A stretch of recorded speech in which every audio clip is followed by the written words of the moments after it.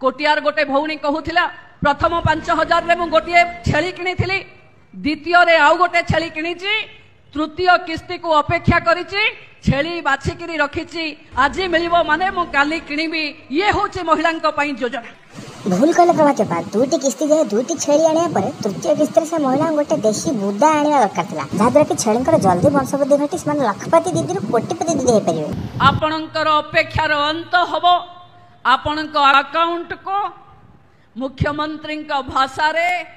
ठन ठन ठन करी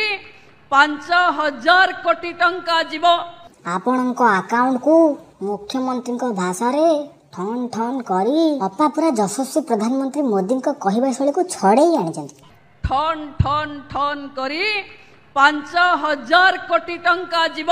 ये केतले पुणी अकाउंट 5,000 कोटी टका पठेबे ବୋଲି कहले मान्यवर अपा ए 5,000 कोटी को कौन जन जन का अकाउंट को पठेबे कि जदि ना तार सरल भाषा रे कहूना जनका 5,000 लेखा दबु। देखंतु ये गोटे